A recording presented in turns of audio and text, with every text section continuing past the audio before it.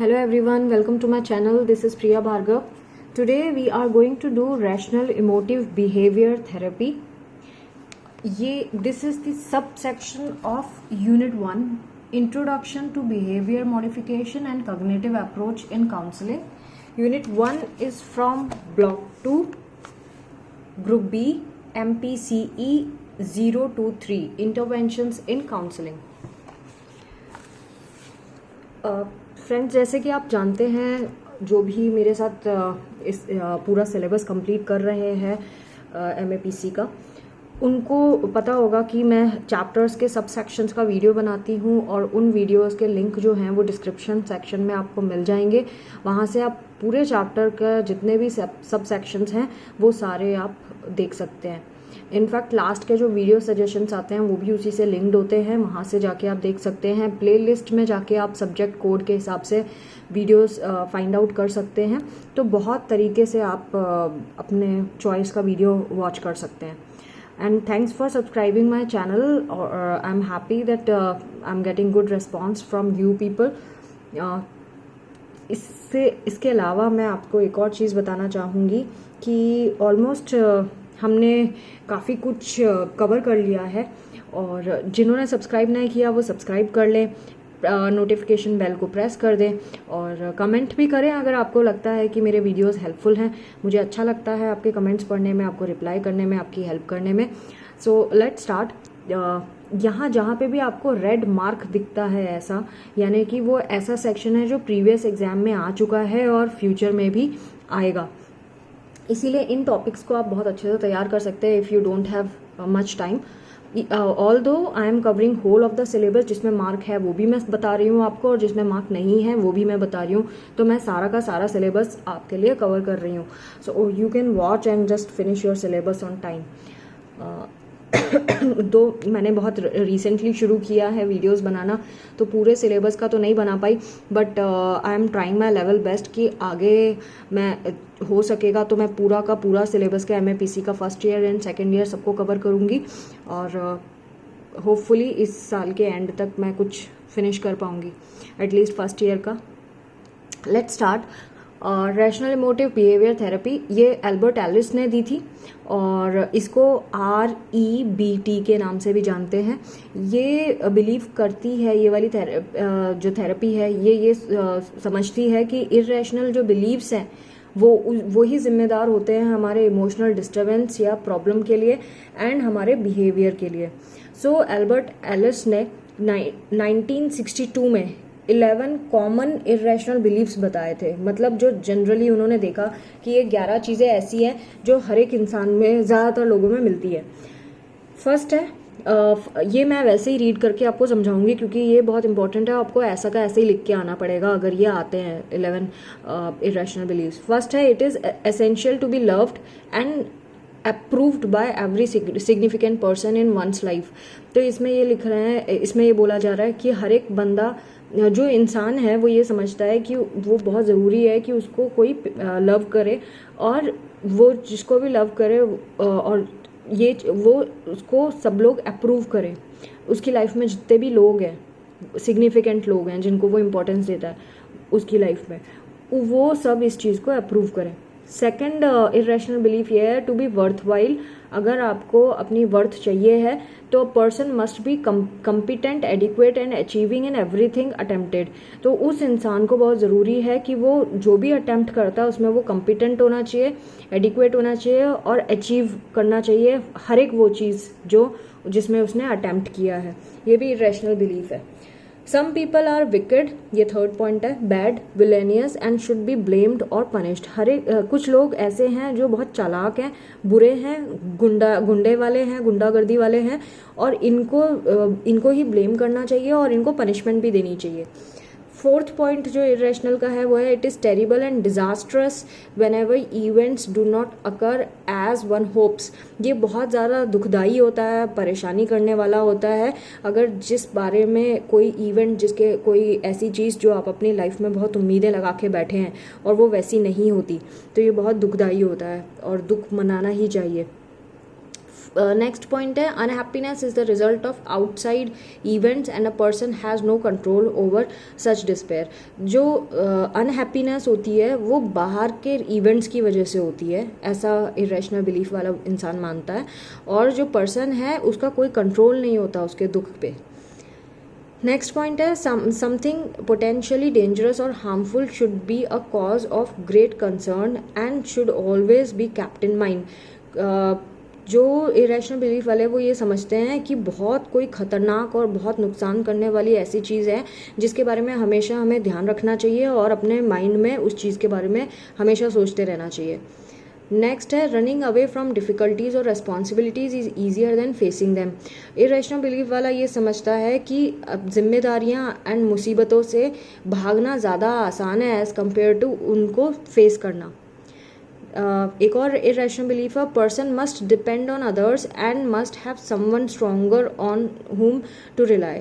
Irrational belief वाला ये भी समझता है कि एक इंसान को किसी पे डिपेंड होना चाहिए, दूसरे पे, किसी दूसरे इंसान पे, और वो जो दूसरा इंसान है वो बहुत स्ट्रांग होना चाहिए जिस पे वो विश्वास कर सके।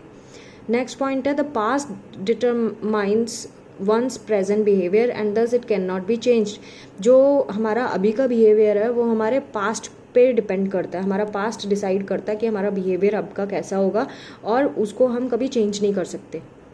नेक्स्ट बिलीफ है a person should get upset over the problems and difficulties of others. जो अच्छा इंसान है वो हमेशा दूसरों की प्रॉब्लम्स और डिफ़िकल्टीज़ को देखकर अपसेट होना ही चाहिए। ऐसा नहीं होता, कई लोग बहुत स्ट्रांग होते हैं। नेक्स्ट है there is always a right answer to every problem.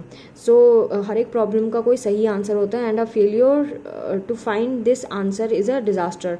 और अगर हम इस आंसर को नहीं फाइंड आउट कर पाते हैं तो ये बहुत डिज़ास्टर की बात है, बहुत बुरी बात है।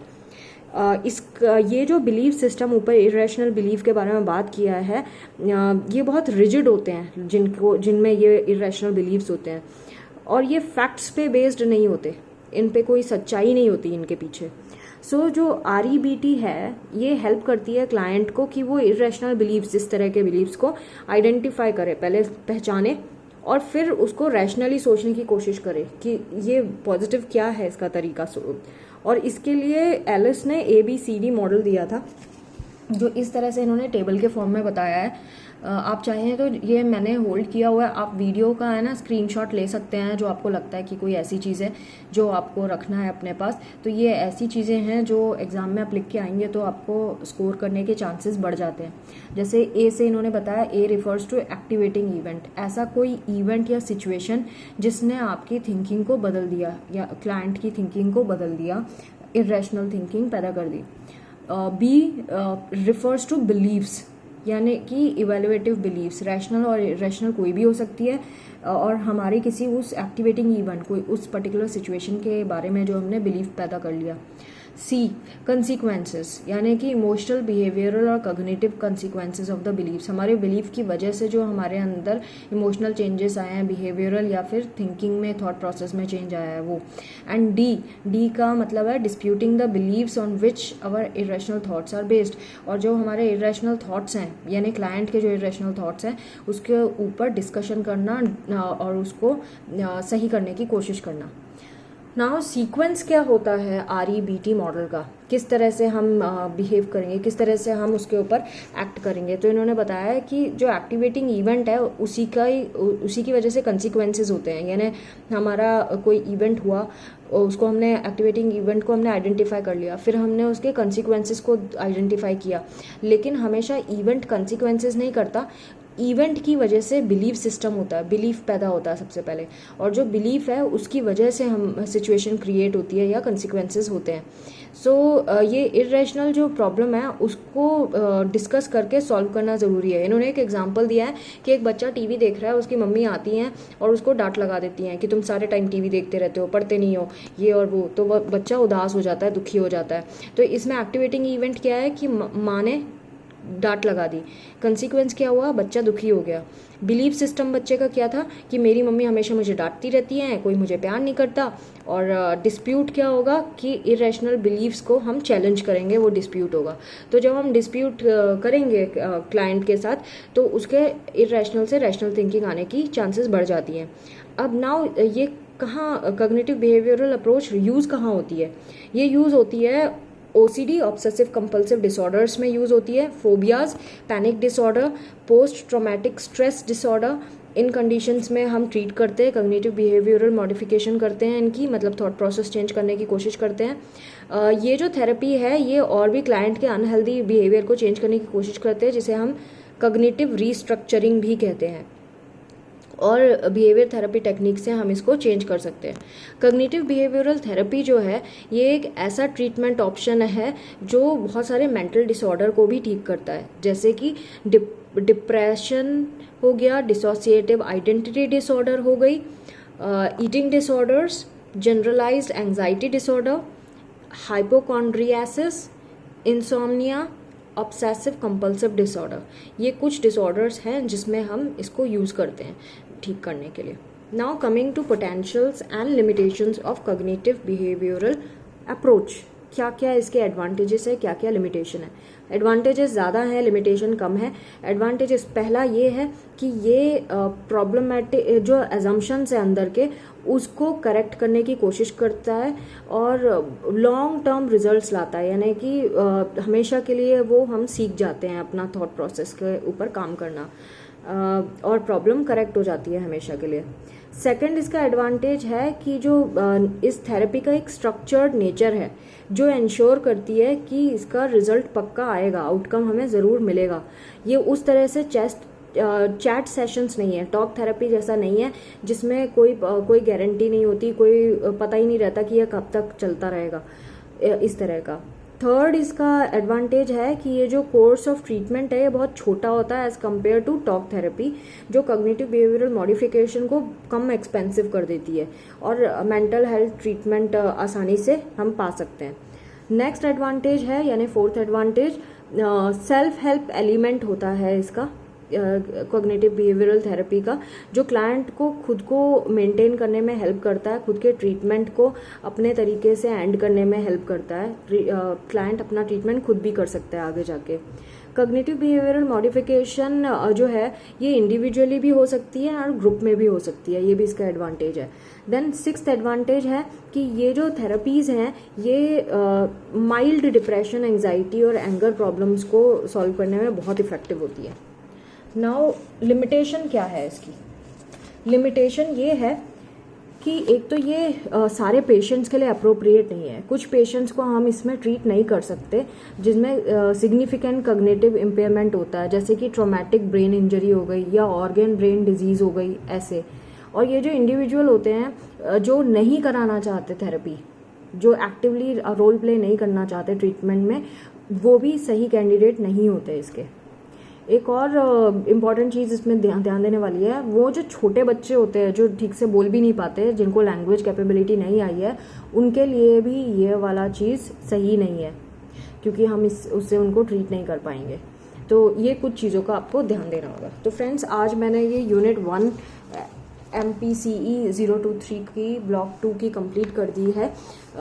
I hope my videos are useful to you. Do not forget to subscribe and share my videos to rest of the students so that everyone gets help out of it. I'm making videos daily and putting one video at least one video. I try to make some more, but due to other commitments I fail to do that. But I try to put at least one video daily. So thanks for watching. Take care. Bye bye.